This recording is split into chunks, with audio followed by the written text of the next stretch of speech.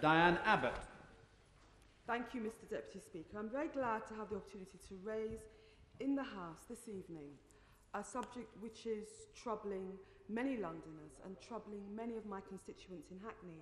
And this is the issue of gun crime in London. Now, I've been the Member of Parliament for Hackney North for 14 years, and there's much to be proud of in Hackney. We have enormous creativity in culture, the arts and music. There are more artists, I believe, per square mile in Hackney than any other part of London. We have been for generations a staging post for economic migrants, and proud to be so, economic migrants who've gone on from Hackney to make their contribution to the society as a whole.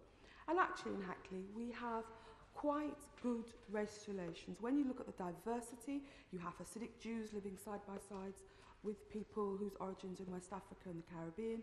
We have every language, every nationality under the sun.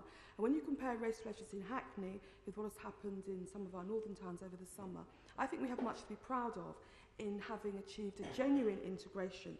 Young people in Hackney mix and match each other's food, slang and dance music to an astonishing effect. As it happens, I have got financial support from the Mayor of London, and I'm holding a conference on the 16th of March with the title London Schools and the Black Child, and it's looking at precisely this point, the roots of educational failure in relation to black children. Because when black children, children of African and Afro-Caribbean descent, come into the school system age 5, they're doing as well as white and Asian children. By age 11, they start to drop off. By age 16, their achievement, particularly black boys, has collapsed. And we have to get to the roots to this, because I have no doubt that for many of those young men who are in Operation Trident's road galleries of corpses lying in a pool of blood, their road to that tragic end started off with educational failure. And the House would be interested to know that we started off organising a conference of 500. This morning, my staff had registered 1,400 people, and we're having to close the conference to any.